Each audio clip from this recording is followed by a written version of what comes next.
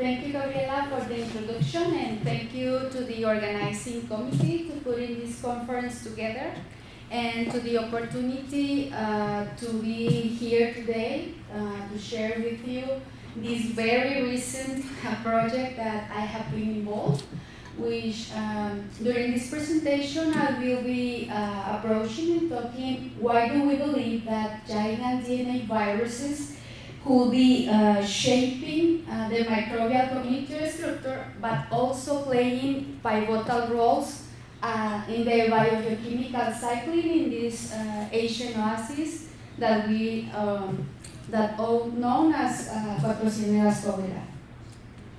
So after Valeria's presentation, I'm not sure what else can I mention about the context of Patrocineras, but just as a little bit of context, I will mention that a reminder of why do we call Patrocineras an Asian oasis. So basically it's because this basin is a remarkable example of how the geological processes have shaped the evolution of these living organisms in this ecological niche, particularly in the isolated aquatic ecosystems.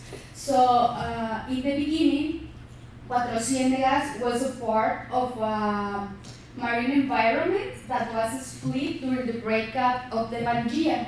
And basically what happened was the uplift of the Sierra Madre Oriental that isolated this basin, causing major changes in its hydrology and ecology. So in the context of its hydrology, it is well known that it's primarily fed by ancient aquifers that are characterized by these eutrophic environments that are low in nutrients levels, particularly in phosphorus. So as well, we already know that it hosts a variety of particular ecosystems known as microbial mats and microbialites, which are believed to represent ancient ecosystems that are similar to those that were found in the early Earth. So first of all, just also as an introduction, what are microbial mats? Well, microbial mats are composed of these particularly extended geographical areas and are dynamic ecosystems that are composed of multi-layer microbial communities that include, of course, multiple microorganisms such as bacteria, archaea, and viruses that coexist, that cohabit these multiple layers environment and that are contributed in antagonistic or mutualistic relationships. And in the same context, what is a microbial? So a microbial is this lithified sedimentary biofilm that is constructed by the release of mainly minerals and carbonates that come out of that microbial communities and that represent the oldest of the ecosystem in the planet. So it's basically these lithified layers in relief, which are composed of these minerals and carbonates. And as it was mentioned in the previous presentation, the interaction of those microorganisms in these types of environments are very well known and deep studied at the level of bacteria and what is happening also with archaea. But viruses remain as unseen microorganisms or organisms that are also coexisting in these types of environments, despite that this group of organisms interact with all the three domains of life, and also that they are the most numerous biological entities, and that they represent the largest genetic reservoirs on planet. And if we compare the number of viruses, we all know that they are 10 orders of magnitude larger than the number of stars in the universe. So viruses are all over, of course, the world. And we believe that it will be very interesting to approach these unseen microorganisms in the context of these microbial communities, because they could be contributed with these biological processes that could be very important to these interactions. These ecological interactions, such are the viral lysis, the phenomenon which releases the nutrients for the degradation of organic matter, and also the horizontal gene transfer, where we are having these events of recombination and the genetic fluxes, and also the metabolic reprogramming, where they are generating minerals and carbonates with the lysis-olytic processes, which could be also linked to the viral shunt processes and lithification processes in the context of these ancient ecosystems.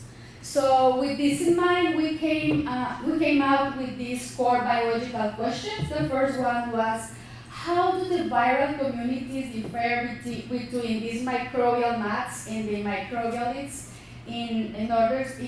related to their structure and function and potential? And what role might viruses play in mediating these microbial interactions, or maybe also potential transitions from the mats to the microbialids, meaning these lithification processes? And also, can viruses' host interaction patterns could reveal us ecological specialization, persistence, or coevolution in these oligotrophic environments?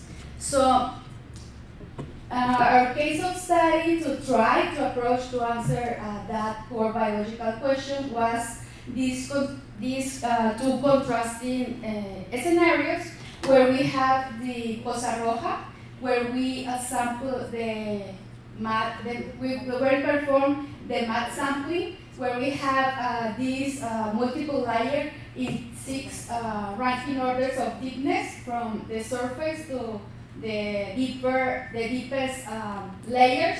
And also we also sampled a microbialid which was split in 4 different samples. So we sought to explore how viruses will be contributing to shape these different 2 scenarios of contrasting environments and ecosystems. So to answer these hypotheses and questions, we designed this pipeline, which is basically a pipeline where we have shotgun metagenome analysis. Then we performed a taxonomic classification and assignment. We simulated a filtration, which was a very interesting step that we added to our pipeline. And we also performed the other typical analyses that are performed to metagenomic data, such as genome annotation, functional analysis. And we tried to start to put these concurrence networks of the virus-host interactions using the red set annotated data. So for the first analysis, so we have this question about how does the physical filtration will impact viral diversity in our samples, because we were aware that many metagenomic studies rely on this type of previous treatment of the samples before going to a sequencing that are based on this enrichment filtration for the size of the viruses. So what we did is that we simulated this size of filtration step, and we split our samples and compare richness and diversity indices.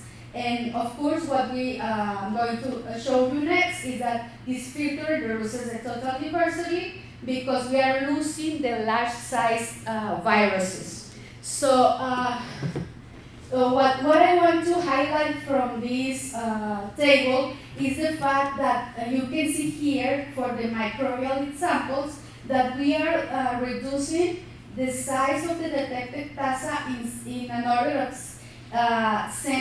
100 taxa that is removed. So we are having these substantial losses, of course, where we are having the viruses, these giant viruses. And also we can notice that these samples from the microbial are the ones that have this high viral richness that is exceeding 1,700 taxa. So after that, we performed the taxonomic assignment, and the first evidence that we have in the question of how do viral communities differ from the microbial mats and microbialids was that we found that in the case of microbialids or stromatolites, what we are seeing is a high enrichment in Pandora viruses genera, while in the case in the microbial mat, we are seeing that it's more enriched in viruses. So Pandora viruses are these giant DNA viruses that are known to infect amoeba, and they were very recently discovered.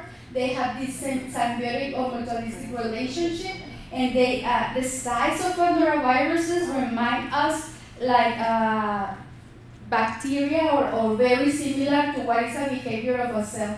And in the case of Pandora viruses, we're having bacteriophages of this group that are obligatoriolytic and that have a wide range of hosts.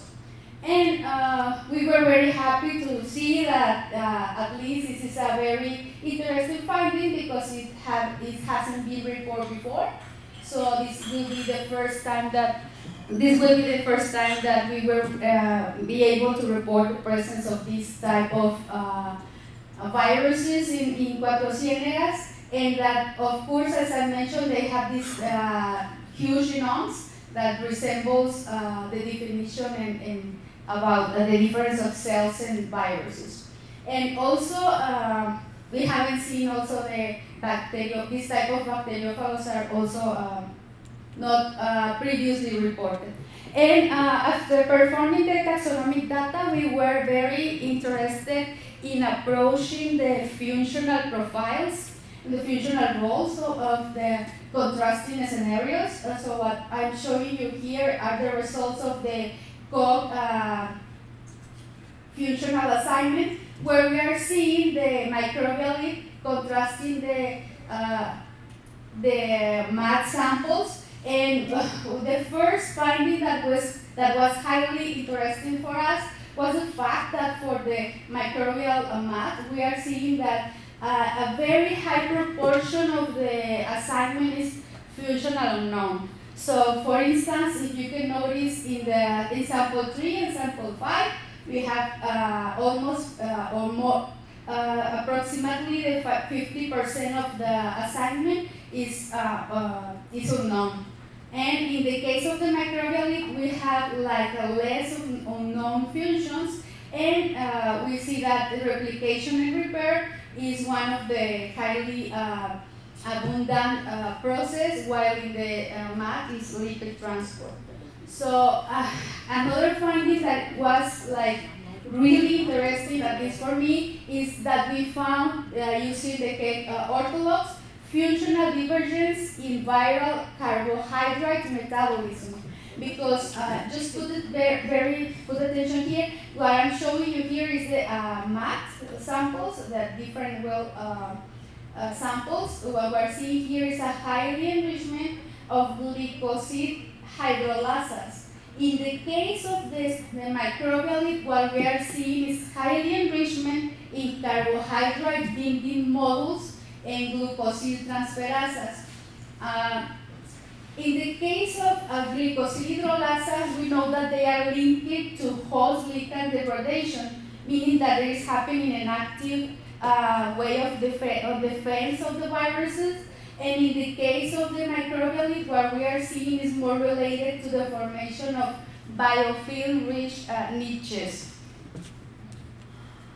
And also, when we analyze at the level of GOG functions, we also found that what it was very interesting, that the functions of in the case of the microbial mat, we have transcriptional regulator and structural domains and mobile genetic elements, while in the case of the microbial or stromatolite, what we have is more related to the energy production, turnover, and replication. So one thing that we also wanted to approach was the search for the host viruses relationships, which of course is something that we can show you only like a very small picture of the panorama of what will be happening, because we base this analysis in data that is previously reported in the RegSec, and we are missing the parts of the viruses that we are not already known which are the hosts that are interacting with them. So what you are seeing here is in red the viruses, and in blue their hosts, and I don't know why you don't see the H's. No, I don't know why you don't see the H's, but the thickness of the H's is the co-spore occurrence. So what I'm putting you here is that this is dominated by lytic bacteriophagous.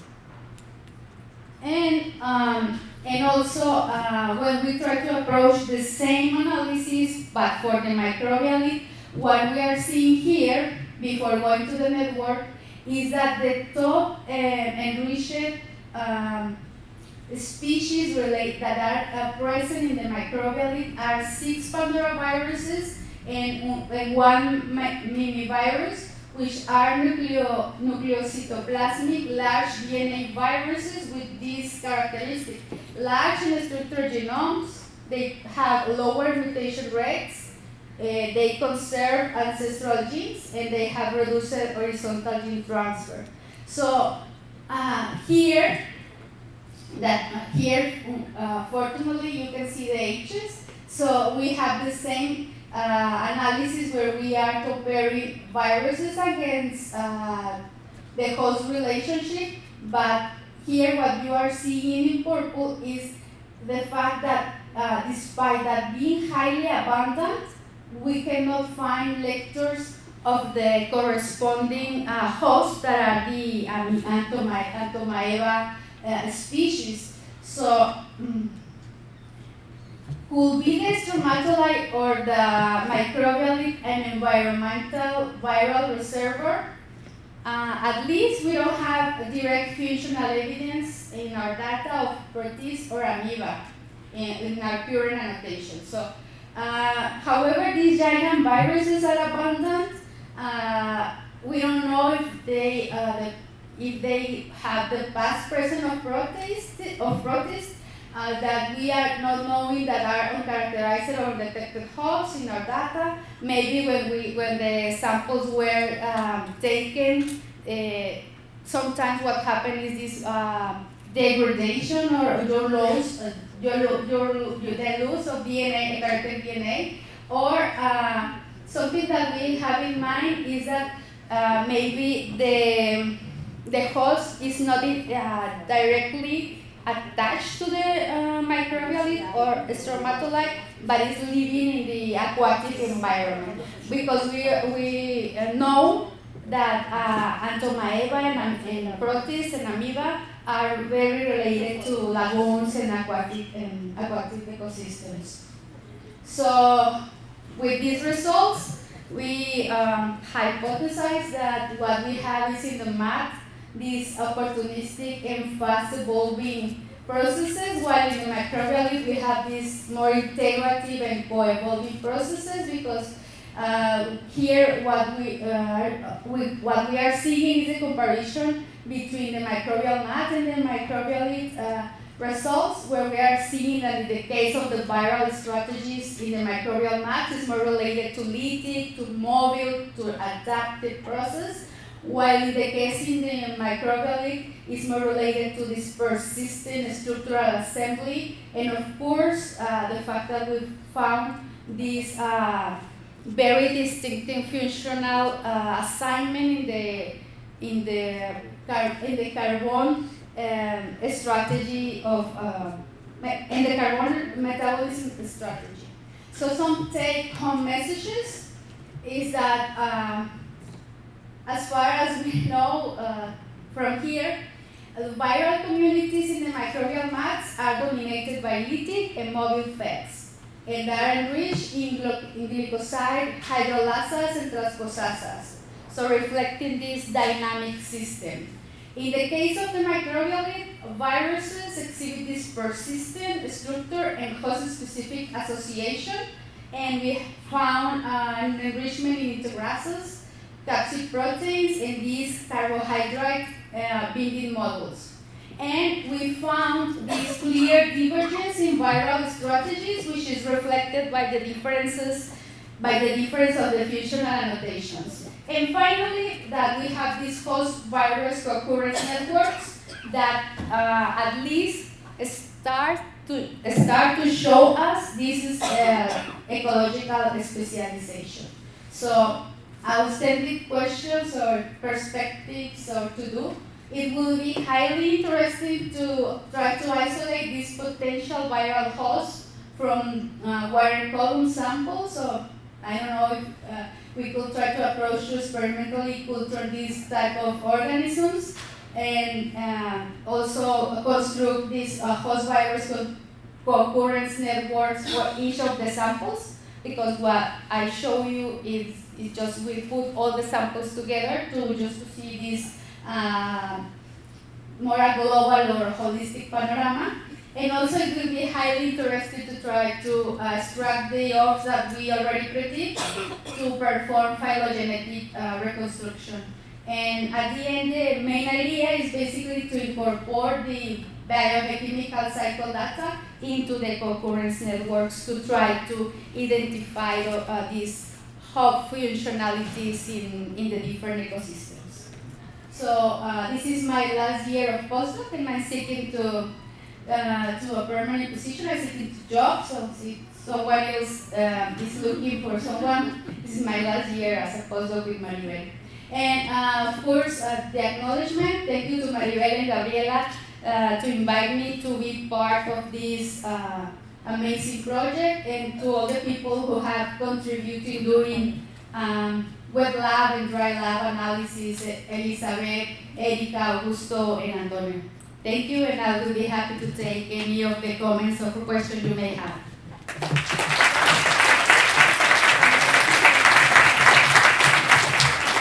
You have a question for Katia? You do here? There's one over there, and there's another here? No? So, can you make over there?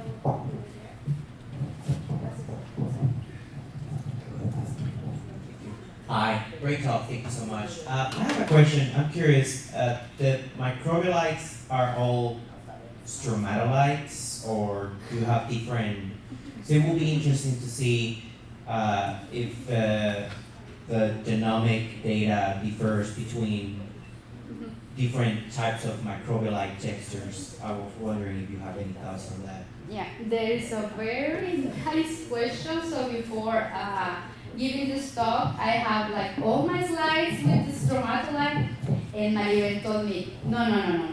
Change it to microbialites, because the stromatolites and microbialites are not the same. Unfortunately, I am not like very expert geologist or someone. Maybe someone can answer better that question than me. But I'm aware that it's not the same. Are there tropholites here as well? He's going to answer that, Mariano. Yeah. I am going to help Katia. And microbialites have mesostructure. They are, if you make a thin section, you can see that there are several mesostructures that are composing the microbialite. One is the trombolites and the stromatolite mesostructure. But in the sense of the age, stromatolites are referred to the first evidence of life on Earth. Stromatolites are ancient structures, and microbialites are active structures that are forming now. And as such, they are analogous to those stromatolites that formed, 3 million years ago. But are there tropholites and tromolites happening in the area? Yeah. So Valeria makes another comment, and then we'll go back to Katia. No, he's also for Katia. So In Cuatro Ciénegas, I don't know in the rest of the world, you have stromatolites when you have calcium carbonates, because the microbial mat precipitates the calcium carbonates with the photosynthetic metabolism. And the places like Turin said you have microbial mats made of gypsum, while in Pozas Rojas you have microbial mats because there's no carbonates around. And so it is a very dynamic thing. And the question for Katia is that probably what you find is that in Pozas Rojas, the microbial mats are fluctuating, so they go from dry to wet, and that's why you have the virus doing very different things than a very stable ecosystem that is Pozas Azules.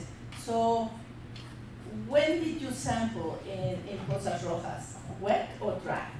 That's a question for Gabriela. We sample both, and we have a very different community. It's a very different community in it. So it's not about the system of the water. We have a very different taxonomic But the community. same virus. No, we have very different communities, and we sample in many instances. Thank you, The Gabriela. thing that might explain that you find the virus but not the host is that hosts such as amoebas or other protists can make cysts when they are not kystes, and when they are in not a good mood, or if they are stressed. So those cysts are very difficult to, what Dr. Devaki said, are very difficult to extract the DNA sure. from.